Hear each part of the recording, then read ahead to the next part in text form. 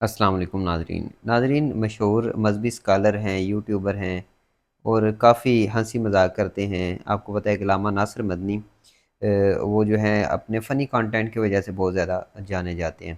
تو حال ہی میں ان سے متعلق ایک انتہائی افسوسناک خبر سامنے آئی ہے کہ ان کو ہارٹ اٹیک آیا ہے۔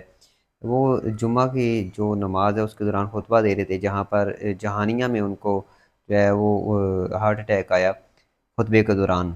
تو ذرائع کے مطابق ان کی حالت اس وقت کافی سیریس ہے۔ جب ان کو ہارٹ اٹیک آیا تھا تو ان کو جو وہاں کے ڈی ایس پی عبدالمجید صاحب ہیں انہوں نے، اور دیگر جو لوگ ہیں انہوں نے موقع پر بروقت ان کو ہسپتال تو پہنچایا، لیکن اس کے ساتھ ہی جو قریبی ہسپتال تھا انہوں نے ان کو نشتر ہسپتال میں جو ہے وہ منتقل کر دیا۔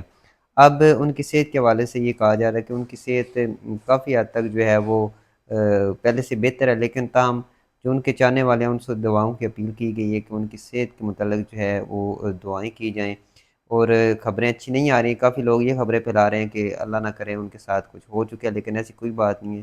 وہ اسپتال میں ضرور ہیں لیکن پہلے سے بہتر ہیں، تاہم جو ان کے چاہنے والے ہیں ان سے دعاؤں کی اپیل کی گئی ہے کہ وہ دعا کریں کہ اللہ پاک ناصر مدنی صاحب کو جو ہے وہ جلد سے جلد صحت یاب کرے۔